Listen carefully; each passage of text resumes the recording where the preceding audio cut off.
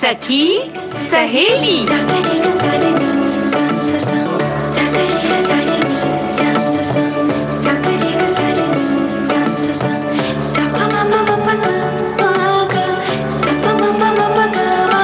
सखी सहेली।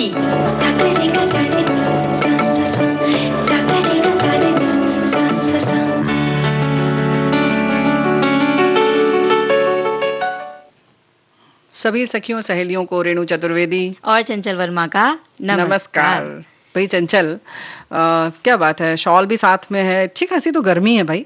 जब बाहर जाते हैं ना तो वहाँ धूप इतनी चिलचिलाती लगती है कि लगता है गर्मी है। तो हम तो यही कह रहे हैं कि अच्छी खासी धूप है, तुम शॉल लेके घूम रही हो, क्या बात है। जब यहाँ स्टूडियो में आते हैं, क्योंकि यहाँ पर एसी बहुत तेज चालू होते हैं, तो जब तक ऐसा लगता है कि थोड़ा ठंड लगती है तो थोड़ी देर शॉल डाल लिया जाए। जब नॉर्मल हो जाते हैं, एक सामान्य तापमान में शरीर आ जाता है, फिर वो ठंड और गर्मी बर्दाश्त कर लेते हैं। हाँ जी।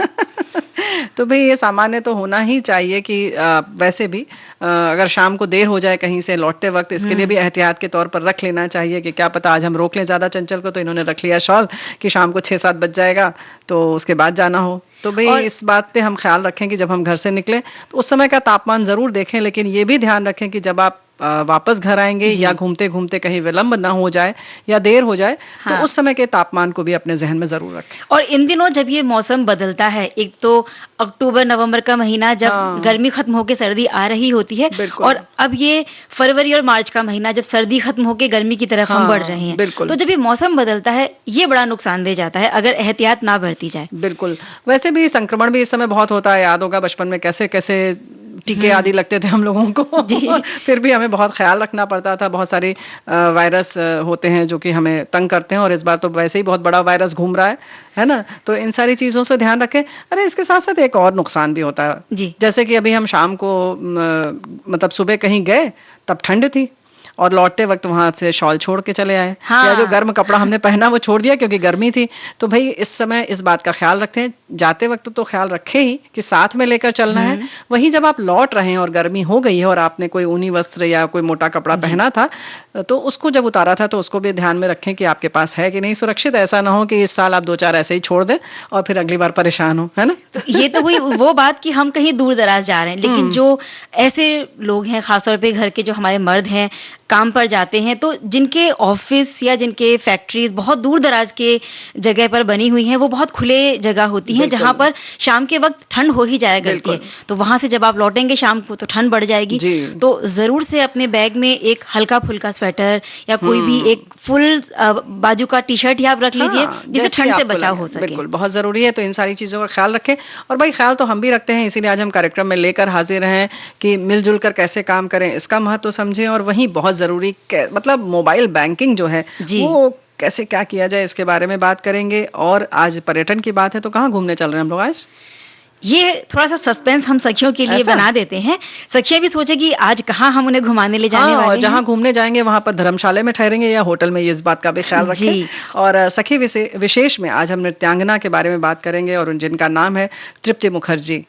तो जिज्ञासा सखियों की बढ़ रही है, तब तक एक गीत सुन लेते हैं। हाँ जरूर।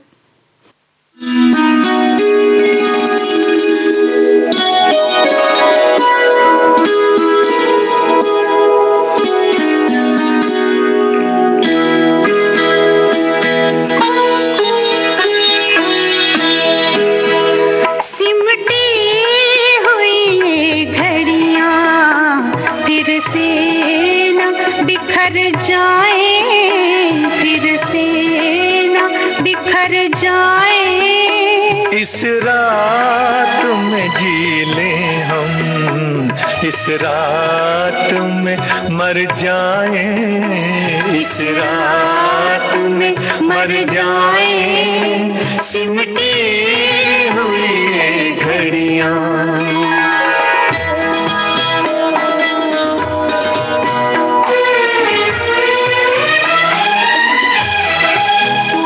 अब सुबह न आ पाए, आओ ये दुआ मांगे, अब सुबह न आ पाए, आओ ये दुआ मांगे, इस रात के हर पल से रात रातें ही उभर जाए, रातें ही उभर जाए, सिमटी हुई घड़ियां।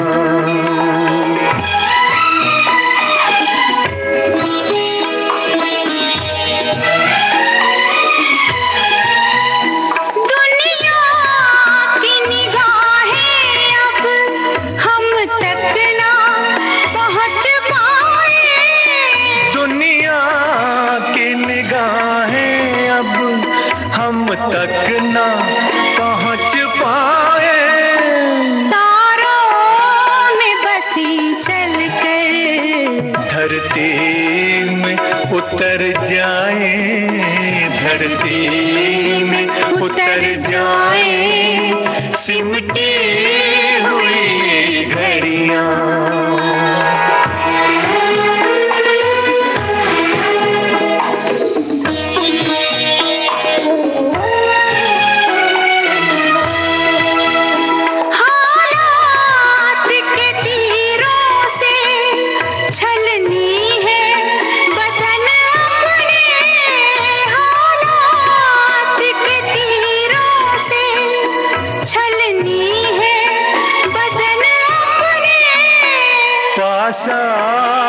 के सीनों के कुछ जख्म तो भर जाए, कुछ जख्म तो भर जाए, सिमटी हुई घड़ियां।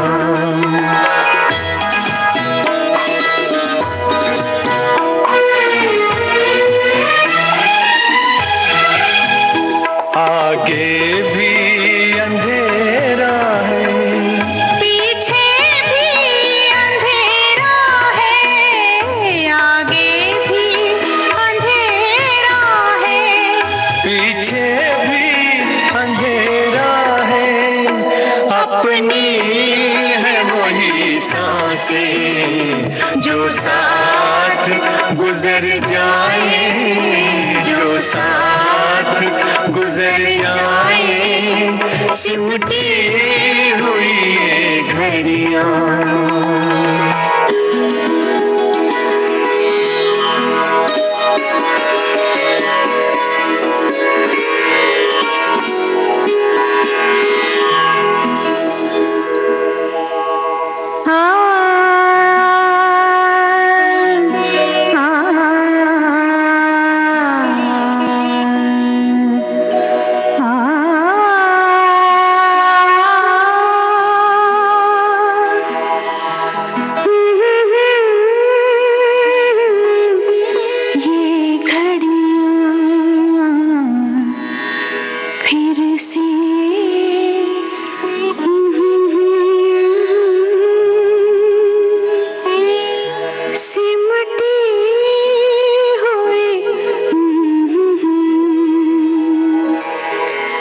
बिछड़ी हुई रूहों का ये मेल सुहाना है, बिछड़ी हुई रूहों का ये मेल सुहाना है। इस मेल का कुछ एहसान जिस्मों पे भी कर जाए, जिस्मों पे भी कर जाए, सिमटी हुई घड़ियां।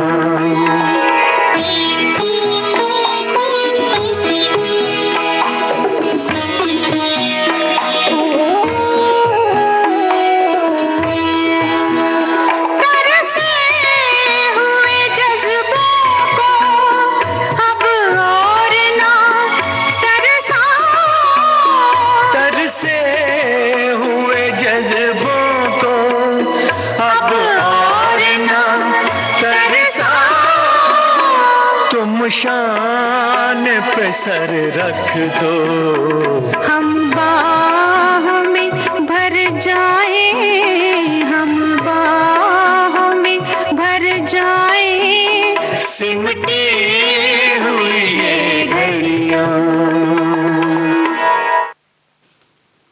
भाई ये जो घड़ियां हैं वो बहुत याद आती हैं, चाहे हमारे अतीत की हों, खुशनुमा हों, चाहे कोई ऐसी घटना हो, सभी याद आती हैं और हम उसको समेटना भी चाहते हैं ना। बिल्कुल, और जो अच्छे पल हैं उन्हें ज़रूर समेट कर रख लेना चाहिए, क्योंकि जब कभी थोड़ा भी मन उदास होता है तो हम्म। उन पलों को याद करके कुछ समय के लिए हम बड़े खुश हो जाते खुश हो हैं, जाए ना। आनंद में हो जाते हैं। हाँ, लेकिन कुछ लोग ना उस पल को याद करके दुखी हो जाते हैं कि वो पल क्यों चला गया, तो ऐसा हाँ। ना करें बल्कि कोशिश करें कि उन पलों को याद करके खुश हों, है ना। जी, और आपने बताया था कि एक सखी विशेष की हम बात हाँ करने हाँ, वाले बिल्कुल हैं। बिल्कुल।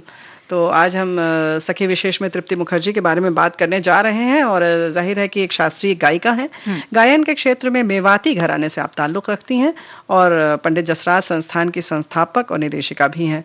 तृप्ति मुखर्जी ने दुनिया भर में कई जगहों पर अपना बेहतरीन प्रदर्शन किया और जाहिर है कि इससे उनकी पहचान बनी और ऑल इंडिया रेडियो और भारतीय टेलीविज़न की एक नियमित कलाकार भी हैं आप।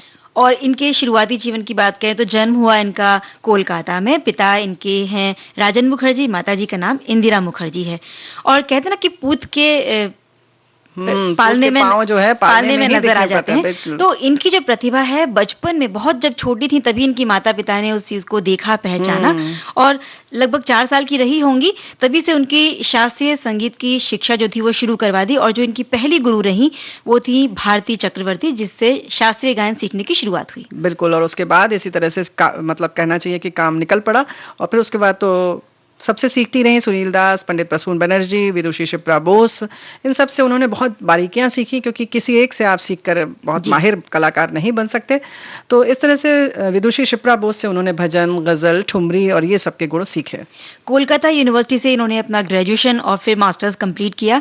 उसके बाद चंडीगढ़ यूनिवर्सिटी से संगीत विशारद और इलाहाबाद यूनिवर्सिटी से संगीत प्रभाकर किया। और सबसे अच्छी बात ये रेणु जी कि जब इन्होंने ये दोनों डिग्रियां लगी तो दोनों ही जगह गोल्ड मेडल इन्होंने हासिल किया। भाई ऐसी कलाकार होंगी तो स्वर्ण मिलेगा ही उन्हें।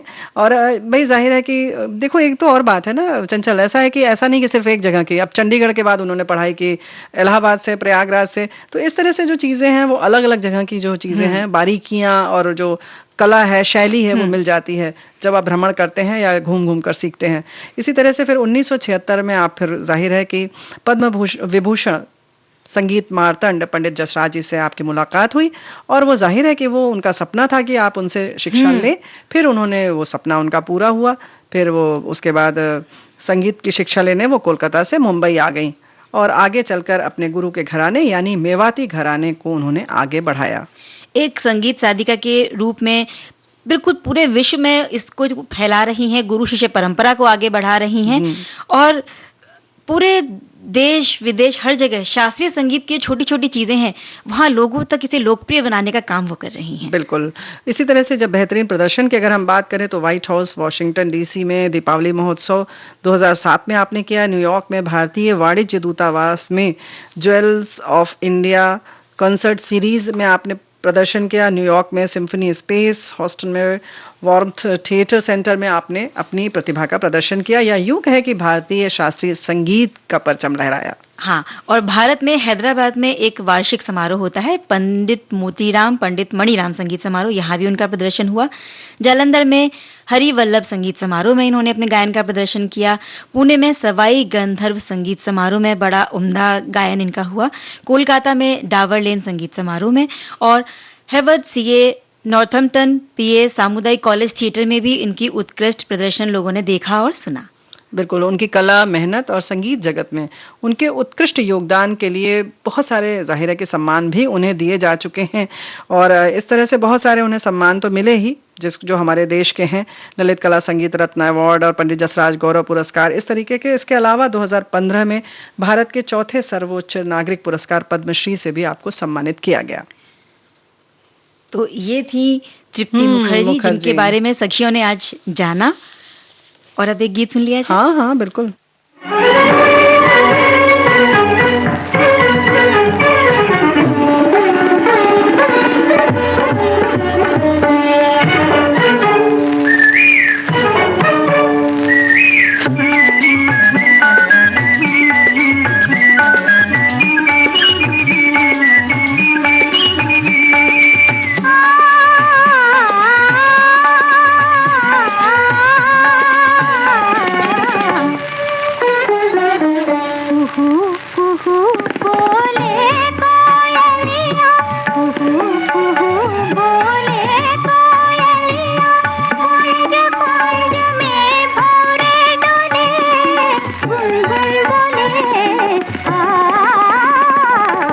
कुहू कुहू बोले कोयलिया, सज सिंगार ऋतु आई बसंती, सज सिंगार ऋतु आई बसंती। जैसे नार कोई हो रसवंती, धम धम धनि सा धनि धनि सा धनि धनि धनि धनि नि धनि नि धनि मद ध मद ध मद धनि धम धनि। जैसे नार कोई हो रसवंती, डाली डाली डालियों को तितलियां झूमे, फूल फूल पंखड़ियां खोले, अमृत घोले। कुहू कुहू बोले कोयलिया।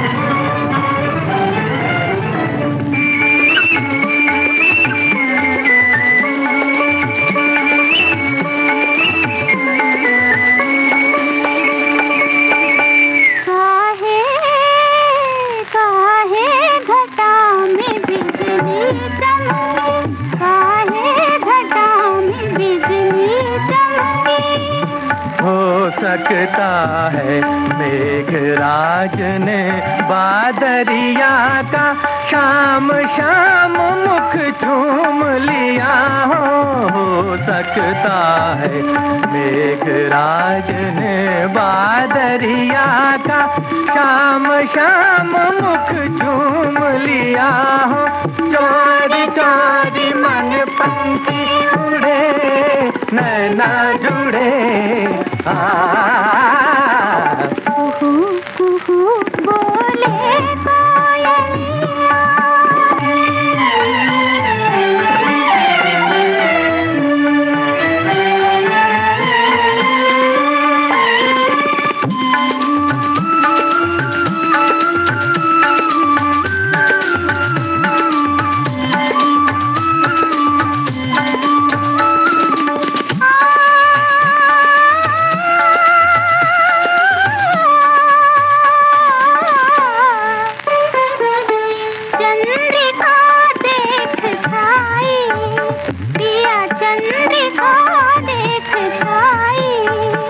चंदा से मिलके मन ही मन में मुस्काई छाई, चंद्रिका देख छाई। शरद सुहावन मधुमन भावन, शरद सुहावन मधुमन भावन। बिरही जनों का सुख सरसावन, बिरही जनों का सुख सरसावन। साई साई पूनम की छटा, घूंघट हटा। कुहू कुहू बोले कोयलिया।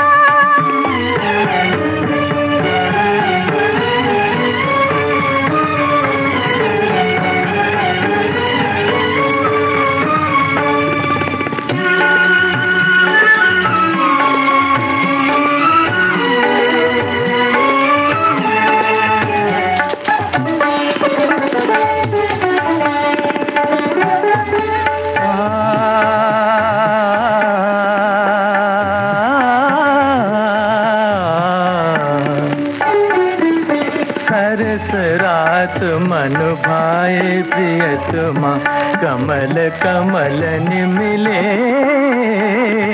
सरस रात मन भाए प्रियतमा, कमल कमल मिले। सरस रात मन भाए। किरण हार दमके, गल में चांद चमके। मन सानंद आनंद डोले, मन सानंद आनंद आनंद डोले रे रे ग म ध नि सा ध नि सा ध नि सा ध रे ग सा रे नि सा ध नि म ध नि सा नि रे ध नि म ध ग म ध नि सा ग म ध नि सा ध नि सा।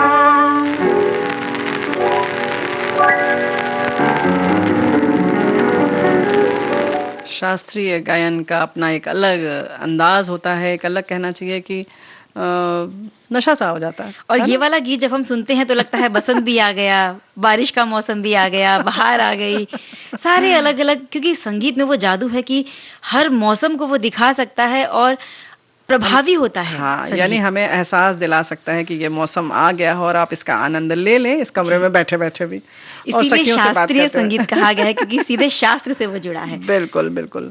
तो ये सब कुछ चीज़ें ऐसी हैं और इसके आनंद तो अलग हैं ही, है ना? और हुँ। मुझे बड़ी हिचकी आ रही थी गाना अच्छा। सुनते वक़्त, फिर पानी पिया तब ताकि कहीं शांत हुई। ऐसा होता है क्या?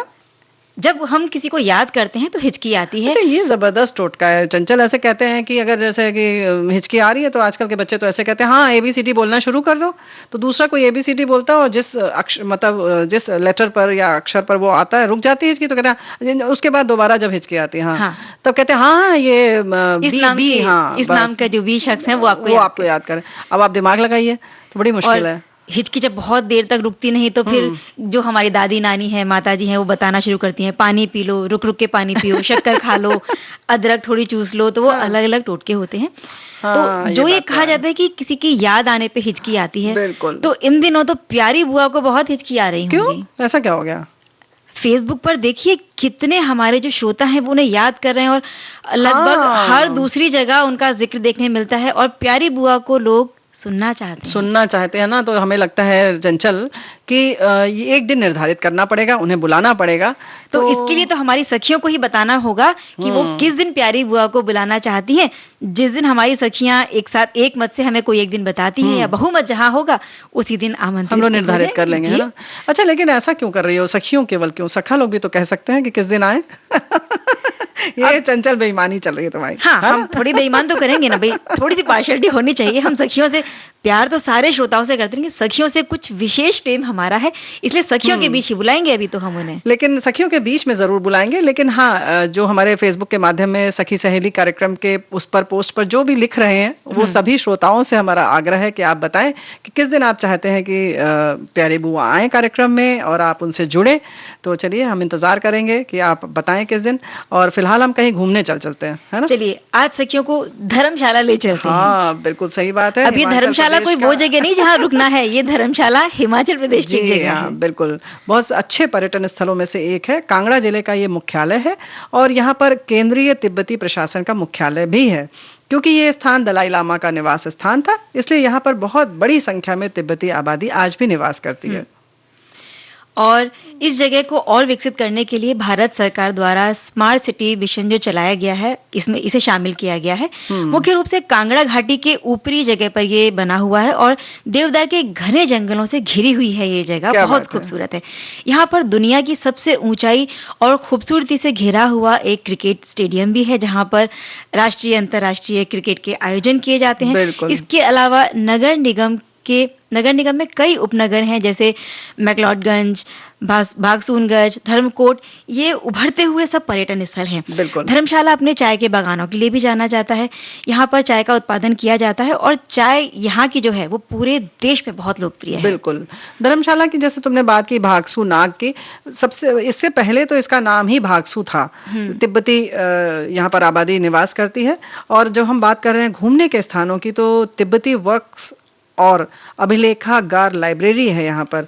तो आप अगर धर्मशाला की यात्रा करते हैं तो इसको ज़रूर देखें, क्योंकि यहाँ पर 600 बौद्ध कलाकृतियों के लगभग 80,000 पांडुलिपियाँ देखने को मिलेंगी। तो इसलिए अगर आपका बौद्धिक रूप से झुकाव है तो इसके लिए बहुत अच्छा है कि आप यहाँ पर ज़रूर आएँ और देखें। पांडुलिपियाँ अपने आप में बहुत आकर्षित करती हैं। क्रिकेट स्टेडियम का जिसका हमने जिक्र किया, ये स्टेडियम समुद्र तल से लगभग 1457 मीटर की ऊंचाई पर बना हुआ है और इतनी ऊंचाई से जब हम किसी नज़ारे को देखते हैं तो वो बड़ा अद्भुत और मनोरम होता है। प्राकृतिक छटाओं से भरपूर होता है ये देखना। इसके अलावा युद्ध स्मारक है यहाँ पर। चीड़ के जंगल के पास स्थित ये स्मारक जो है घूमने के लिए बहुत अच्छी जगह है, जहाँ जाना पर्यटक बहुत पसंद करते हैं। बिल्कुल। यहाँ पर ब्रिटिश काल के सुंदर जीपी कॉलेज और यहाँ इतिहास के बारे में बहुत जानने को मिल सकता है पर्यटकों को। बिल्कुल। और जैसा हमने कहा कि चाय के बागान तो हैं ही, जिसे देखना और जो चाय की वो जो पत्तियां चुनते हैं ना, वो जो है वो अपने आप में बहुत अद्भुत लगता है। महिलाएं जो हैं, स्त्रियां खास तौर से खूब ऊंची-ऊंची, अपनी लगता है लंबाई से भी ऊंची-ऊंची वो पीछे जी, टोकरी टांगे रहती टोकरी हैं। लगा लेती हैं और बड़ा मुस्कुराते हुए वो काम करती रहती हैं, तो बहुत सुंदर लगता है। और आप वहीं पर ज्वाला देवी मंदिर है। लोक कथा के अनुसार एक समय था जबकि बुरी आत्माएं देवताओं को परेशान करने के लिए पहाड़ों पर उतरी और इस कारण दोनों के बीच में युद्ध छिड़ गया। देवता उन्हें नष्ट करने के लिए भगवान शिव के पास गए।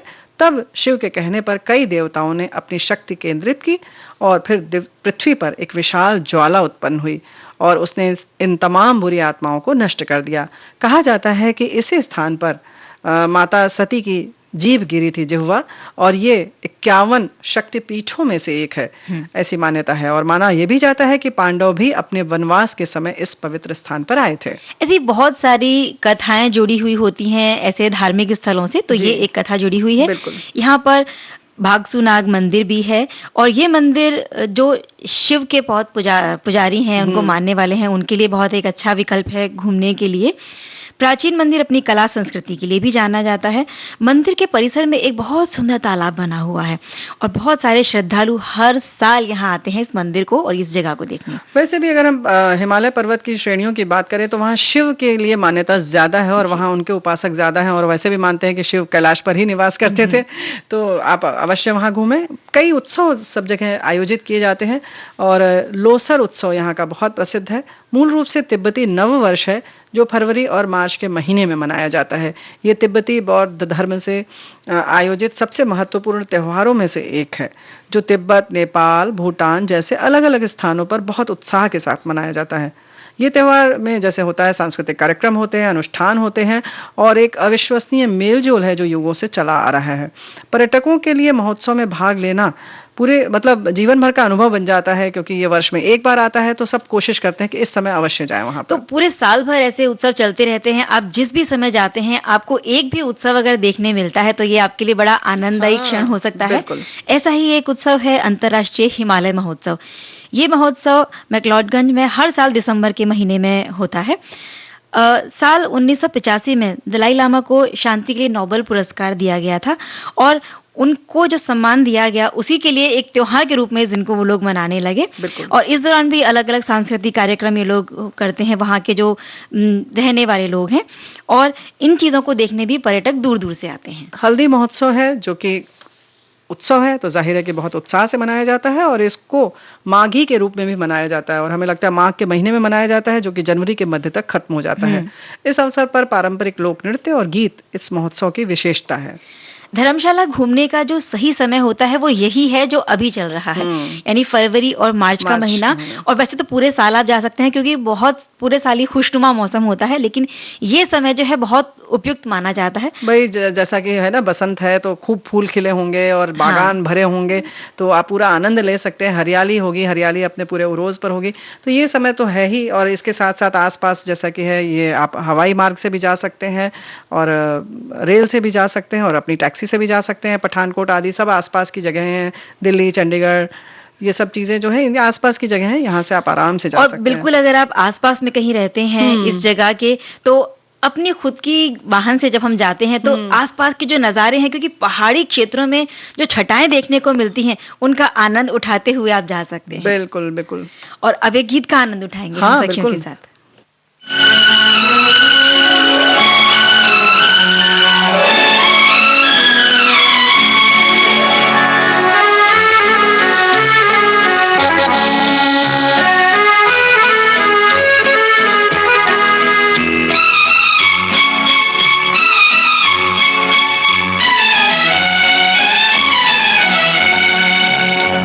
ये पर्वतों के दायरे, ये शाम का धुआं, ऐसे में क्यों ना छेड़ दे दिलों की दास्तां। ये पर्वतों के दायरे, ये शाम का धुआं,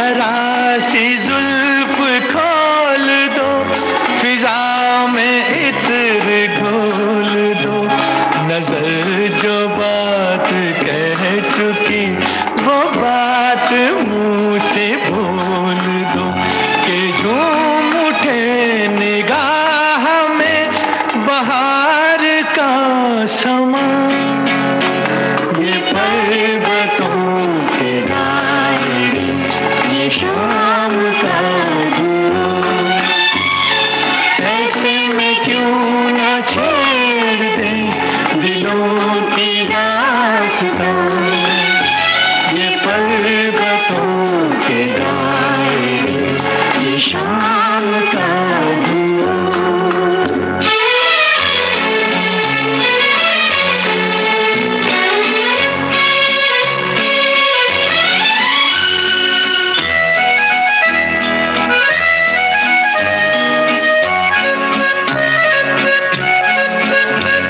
ये चुप भी एक सवाल है, अजीब दिल का हाल है। ये चुप भी एक सवाल है, अजीब दिल का हाल है। हर एक ख्याल खो गया, बस अब यही ख्याल है कि फासला न कुछ रहे हमारे दरमियां। ये पर्वतों की डाली, ये शाम का धुआं। ऐसे में क्यों ना छेड़ दे दिलों की दास्तां। ये पर्वतों की डाली, ये शाम का धुआं।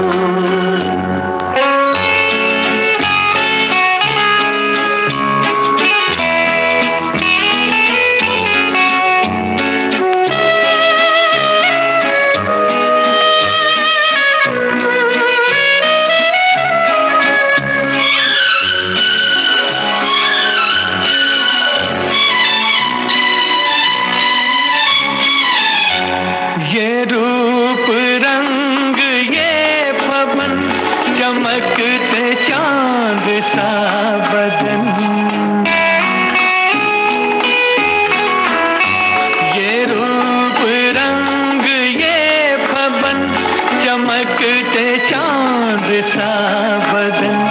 बुरा न मानो तुम अगर तो चूम लूं किरण किरण के आज हौसलों में है बला की गर्मियाँ। ये पर्वतों की डाली, ये शाम का धुआं। ऐसे में क्यों न छेड़ दे दिलों की दास्तां।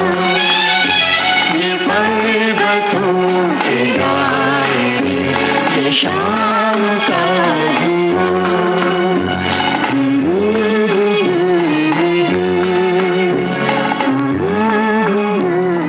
तो भाई ये जो पहाड़ी यात्रा है हम लोगों ने तय कर ली है ना।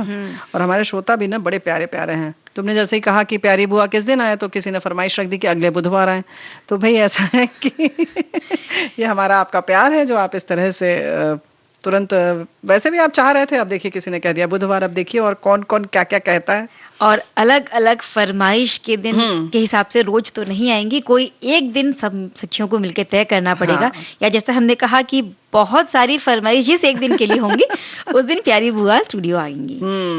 और कुछ काम की बात तो हम वैसे भी बताते रहते हैं, प्यारी बुआ जब बताएंगी देखा जाएगा। लेकिन फिलहाल तो हम बता दें कि आजकल जो ये छोटा सा हमारा फोन जो है हाथ में, वो क्या क्या कमाल करता है। ये देखने में छोटा सा है लेकिन बहुत बड़ी चीज बनती जा रही है। हाँ, लेकिन उतनी बड़ी समस्या भी तो बनती है। हमारे श्रोताओं ने लिखकर भेज दिया कि भाई बहुत डर लगता है, हम तो नहीं करते इससे, मोबाइल बैंकिंग नहीं करते हम। इसीलिए सेफ तरीके से किस तरह से करना है, सुरक्षित तरीका क्या है, इसके बारे में थोड़ी सी जानकारी सखियों से बिल्कुल।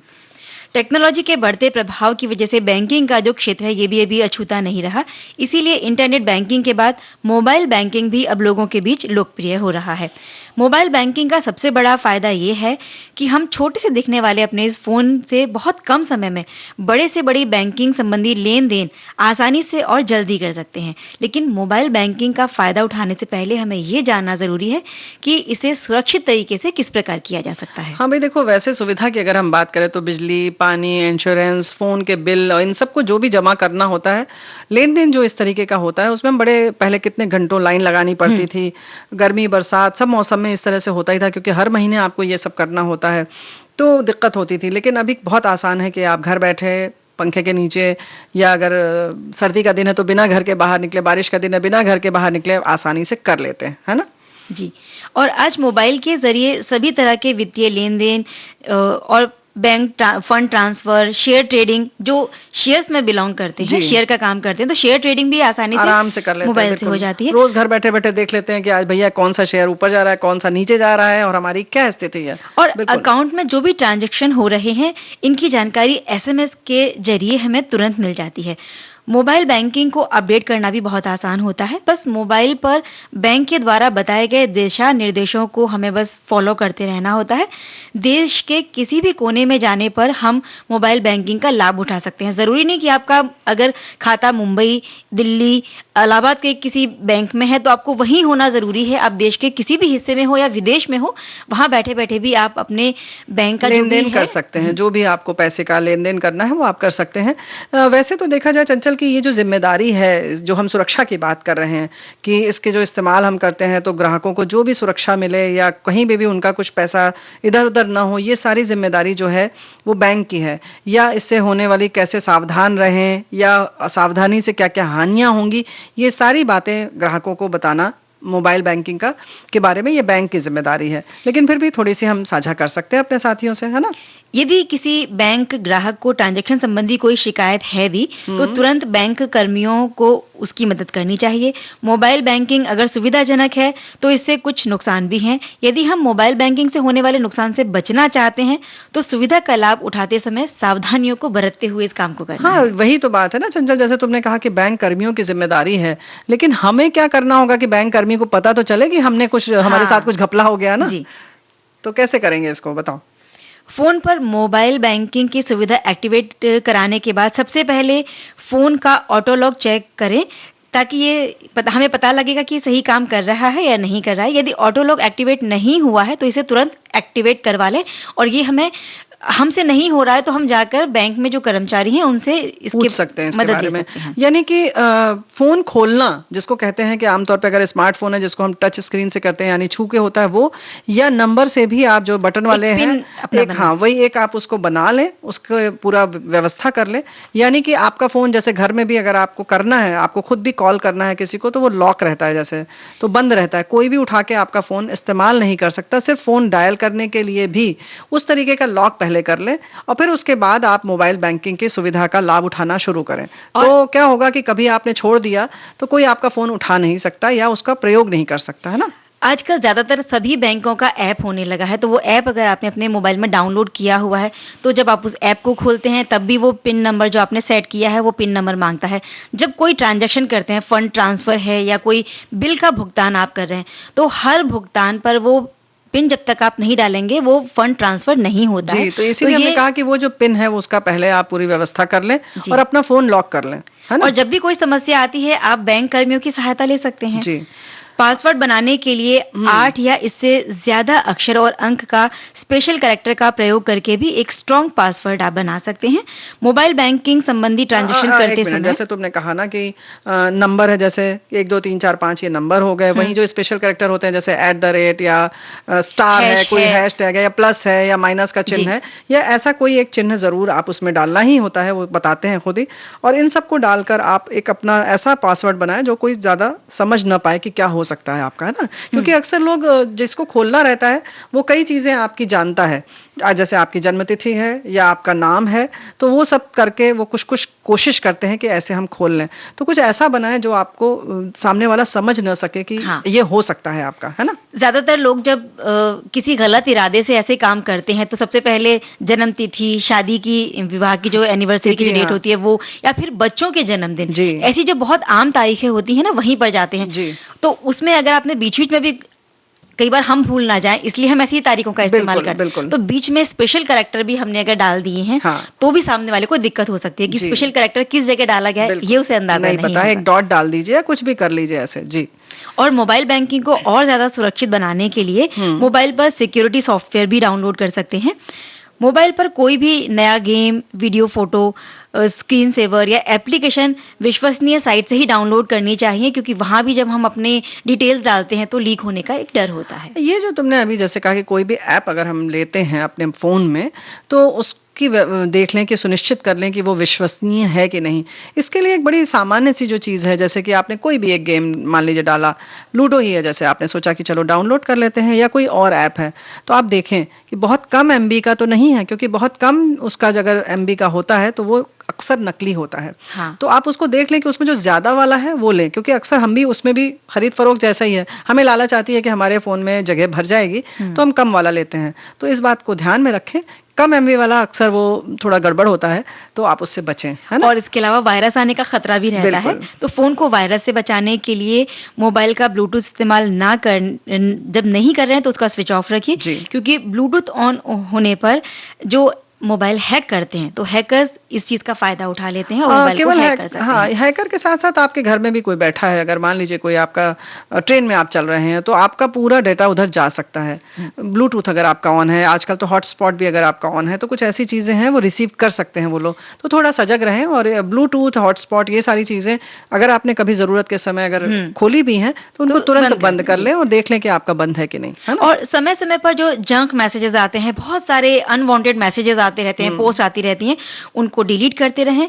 सेफ मोबाइल बैंकिंग के लिए रोज़ाना ब्राउज़िंग हिस्ट्री को डिलीट करना भी हमें नहीं भूलना चाहिए। ये सब ब्राउजिंग चीज़ें हिस्ट्री यानी कि जो भी आपने क्रियाकलाप किया है, जो भी कार्यकलाप किया है, जो भी आपने पैसे का लेन-देन किया है, कहीं से आपके पास पैसा आया है या आपने कुछ देखा है, जो भी आपने किया है, क्योंकि आप कोई भी अगर आपका फ़ोन गलती से भी उठा लेता है, मान लीजिए खुला रह गया, तो वो हिस्ट्री से सारी चीज़ें ले सकता है। तो वो डिलीट करना बहुत ज़रूरी है। वैसे भी अगर आपको फ़ोन अपना ठीक-ठाक रखना है, तो भी सफाई उसकी करते रहें। ये भी एक काम बढ़ गया है चंचल, पता है? बिल्कुल रोज़ सही बैठ बात के जो है। तुमने कहा ना सफाई करते रहें, अभी वो भी करना पड़ता है। चलिए ठीक है, लेकिन फिर भी बहुत सारी जो सुविधाएँ हैं उनको देखते हुए इन सारी हाँ, चीज़ों को सुरक्षा के मद्देनज़र ये चीज़ें ज़रूरी भी हैं। बिल्कुल। और जब बहुत बड़े ट्रांज़ैक्शंस होते हैं, तो कई बार बैंक वाले जो हैं, वो भी कन्फर्म करते हैं अपने ग्राहक से, सुनिश्चित करते हैं कि ये ट्रांज़ैक्शन उन्हीं के द्वारा किया जा जी। रहा है या कोई फ़ेक है। तो अगर आपके बहुत बड़े-बड़े ट्रांज़ैक्शन होते हैं, तो बैंक में ज़रूर इस तरह से संपर्क स्थापित करें। तो इस तरह से आप सुरक्षित रह सकते हैं, और आपकी जो भी रकम है, क्योंकि बहुत मेहनत से अपने पैसे को हम एक खाते में बिल्कुल। जमा करते हैं। जी, एक इसके साथ-साथ एक बात और है कि जो संदेश आते हैं हमारे पास, जो मैसेज, टेक्स्ट मैसेज जिनको हम कहते हैं, जो संदेश वाले में हाँ। आते हैं, उनको भी ज़रूर चेक करें। ऐसा ना सोचें कि कुछ लोग होते हैं 2 दिन, 4 दिन, 6 दिन हो जाता है और अपने मैसेज नहीं देखते, संदेश नहीं पढ़ते। उनको पढ़ें, क्योंकि अक्सर किसी ने अगर और आपका मोबाइल बैंकिंग से किसी और वजह से कहीं से ट्रांसफ़र करके अगर आप किया है, किसी ने पैसे निकाले हैं, तो तुरंत आपके पास खुद भी जब हम निकालते हैं तो संदेश आता है कि आपने इतने पैसे निकाले, अगर आपने नहीं निकाले हैं तो इस नंबर पर आप कॉल करें। तो आप सोचिए कि आपके उस पे अगर अकाउंट से किसी ने निकाला है या कुछ किया है कहीं से भी, तो आपके पास संदेश आया होगा। तो एक बार सरसरी निगाह से रोज़ एक बार अपने टेक्स्ट मैसेज जो है संदेश को ज़रूर पढ़ लें कि कहीं बैंक से तो नहीं आया है। तो इस तरह से भी बहुत सारे चरण हैं जिसमें कि सुरक्षा की है पूरी व्यवस्था, सजग थोड़ा-सा हमें रहना होगा। रेणु है जी, ना? इसलिए भी ज़रूरी है कि जब हम कुछ गलत लेन-देन हुआ है, तो उसकी शिकायत जब करने जाते जी। हैं, तो तुरंत शिकायत करना ज़्यादा अच्छा रहता है। बिल्कुल। मान लीजिए हमने 4 दिन मैसेजेस देखे ही नहीं अपने, हाँ। और 4-5 दिन के बाद, 1 हफ्ते के बाद हम शिकायत करने जाएँगे, तो पहला सवाल हमारे ऊपर ही उठ खड़ा होता है कि इतने दिन के बाद हमें इस चीज़ का ध्यान आया कि हमारे बैंक से ये गलत लेन-देन हुआ है या कुछ घपला हुआ है। हाँ, तुमने 4 दिन की बात जो कही ना, ऐसा नहीं है, ये मत सोचिए कि आपके ऊपर केवल सवाल होगा। 4 दिन में 40 बार निकाला जा चुका होगा पैसा, ये भी तो सोचिए। अगर आप पहली बार ही चेक कर लेंगे तो थोड़ा कम नुकसान होगा, जी। है ना? वैसे तो बैंक है, लेकिन हम उनका भी काम क्यों बढ़ाएँ? जी। तो इसलिए थोड़ा-सा सजग रहें और इस सुविधा का पूरा लाभ उठाएँ।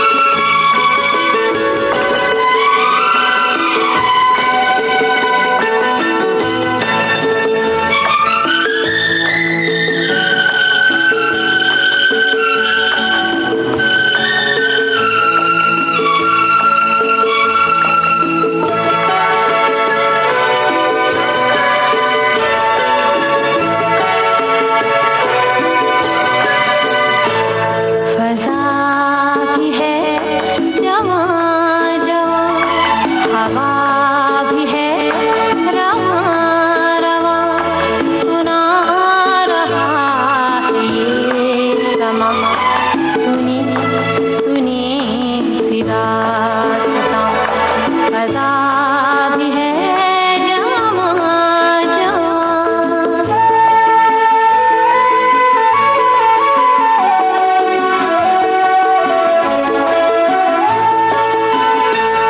पुकारते हैं दूर से वो काफ़िले बहार के, बिखर गए हैं रंग से किसी के इंतजार के।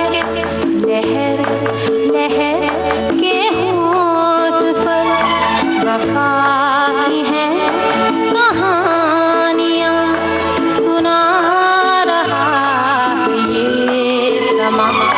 सुनी सुनी सी दास्तां फ़ज़ा भी है जवां जवां।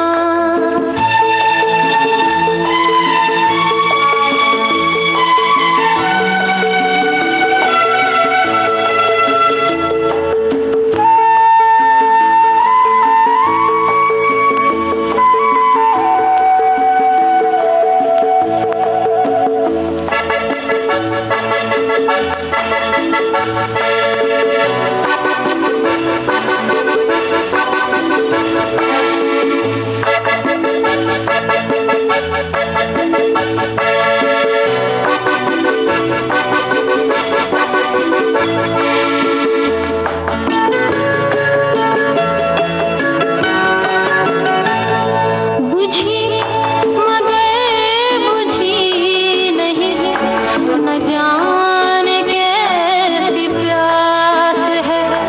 करार दिल से आज भी न दूर है न पास है। ये खेल धूप छाँव का, ये गुर्बतें ये दूरियां, सुना रहा है ये समा। सुनी सुनी सी दास्तां फ़ज़ा भी है जवां जवां।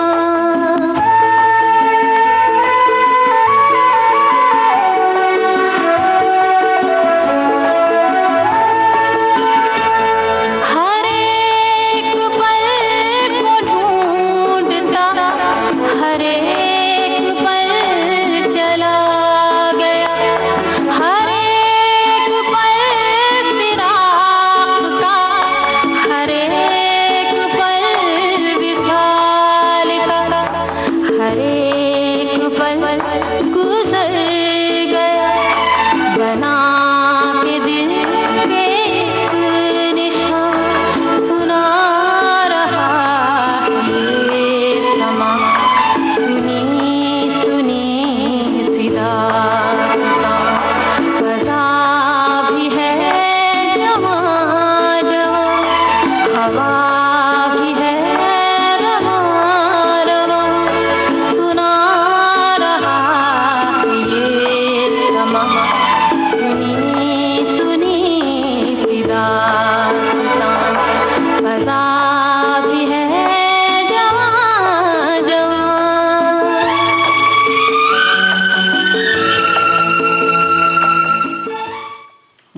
भाई ऐसे ही अगर संबंधों को जमा रखना है तो कुछ तो मिठास जरूरी है ना। और इसी बात पर हमारे एक श्रोता हमारी सखी लिखती हैं कि संबंध एक ऐसा शब्द है जिससे हम जहाँ एक और अपनों से जुड़े रहते हैं, वहीं कभी-कभी अनजान लोगों से भी हमारे संबंध बन जाते हैं। बिल्कुल। संबंधों में मिठास वो चाशनी है जो संबंधों को मधुर बनाती है, और यही मधुरता संबंधों को मजबूत भी करती है। भाई ये तो चाशनी की बात कही।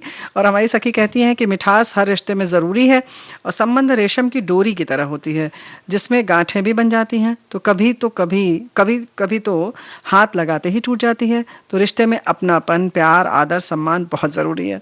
और वहीं कुछ लोग लिख रहे हैं कि भाई फेसबुक के माध्यम से हम सब बिना मिले केवल लिखाई के माध्यम से इतने प्यारे हम लोगों के संबंध बन गए हैं, वो भी बहुत प्यारे हैं। तो जाहिर है कि ये जो है, इसीलिए किसी ने लिखा है कि जब कुछ बोलना हो तो मीठा मीठा बोलो। इसीलिए हमारी सखी ने भी लिखा ना कि अनजान लोगों से जान पहचान हमारी ऐसे कभी आमने-सामने नहीं हुए, लेकिन ये एक अनजानी सी जान-पहचान ही है बिल्कुल। सखियों से हमारी, जो बहुत मिठास है इस संबंध जी में। हाँ, क्योंकि संबंध हो मधुर, विश्वास हो अटूट, फिर क्यों ना बने एक रिश्ता खास, जिसका होता है बहुत प्यारा सा एहसास। यही रिश्तों की एक मधुर डोर है, नाजुक ज़रूर है मगर उतनी ही मजबूत है। जब कोई अपना तुमसे रूठ जाए, तो तुम्हारे हृदय के भावों को न समझ पाए, मधुर संबंध भरा रिश्ता तब साथ खूबसूरत निभाए, खून से बढ़कर ये रिश्ता कहलाए। तो क्या बात भाई है! ये सब बहुत खूब लिखा है। बहुत सुंदर लिखती हैं हमारी सखियाँ, हमारे श्रोता बहुत अच्छा लिखते हैं।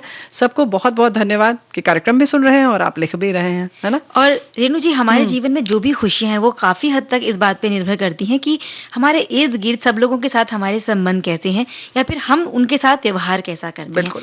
हमारा अच्छा या बुरा व्यवहार हमें दूसरों के साथ जोड़ता है, तो दूसरों से हमें दूर भी कर देता है।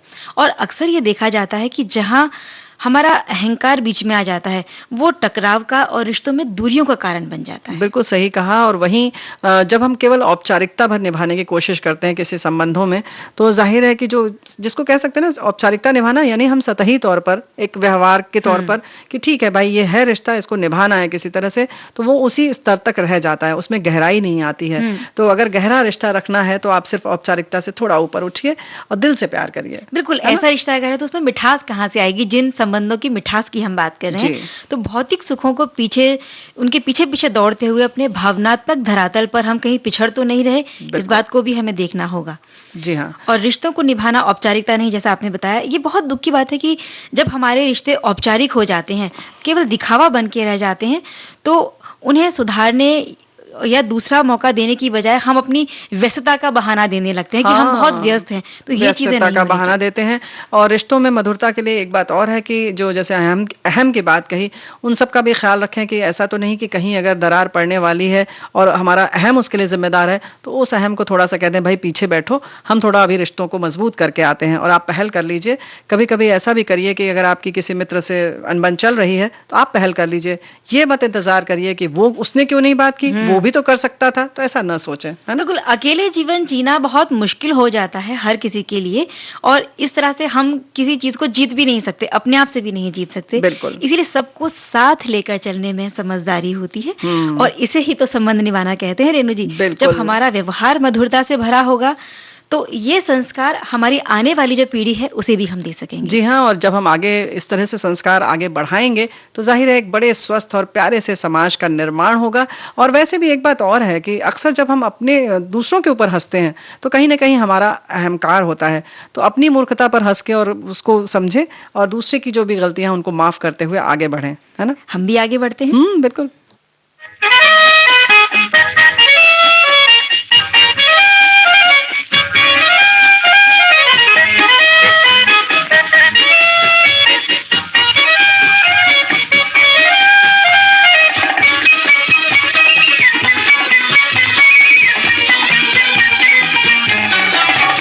मेरे दिल में है एक बात, कह दो तो भला क्या है। मेरे दिल में है एक बात, कह दो तो भला क्या है। घड़ी में वो हर रंग की हर अदा है। तेरे दिल में है क्या बात, कैसे बताऊं क्या है। मेरे दिल में है एक बात, कह दो तो भला क्या है।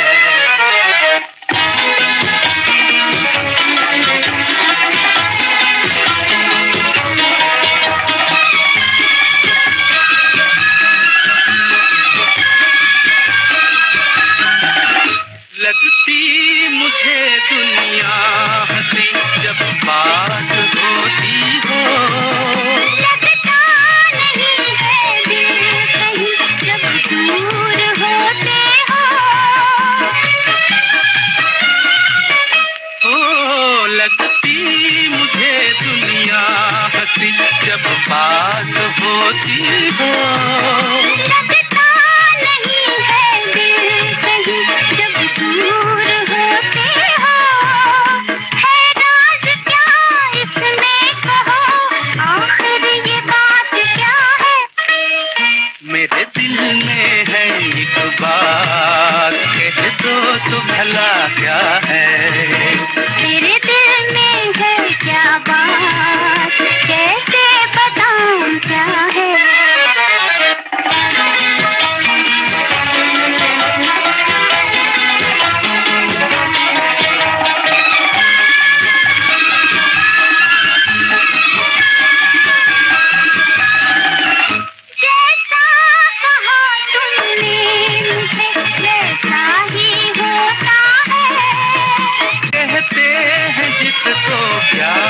वो ऐसा ही होता है।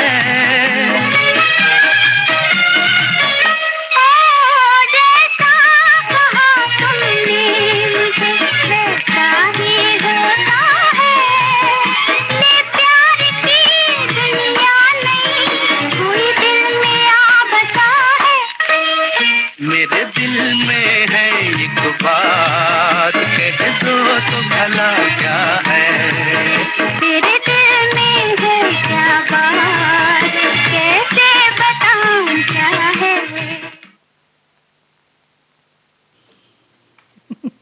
भाई ऐसा है कि समय भागता जा रहा है। और समय ये भी इशारा कर रहा है कि समय पूरा हो गया है, हमें लेनी है सखियों से इजाजत, और सखियों को अब इंतजार रहेगा प्यारी बुआ का। अच्छा हाँ, ये तो हम भूल ही गए थे। तो भाई बहुत सबने आज़ादी दे दी है कि आप कभी भी आ सकती हैं प्यारी बुआ, तो चलिए हम उनको इत्तला कर देंगे इस बात का। लेकिन फिलहाल आपको हम ये बताना चाहते हैं कि कार्यक्रम का समय समाप्त होता है। इजाजत दीजिए रेणु चतुर्वेदी और चंचल वर्मा का नमस्कार। नमस्कार।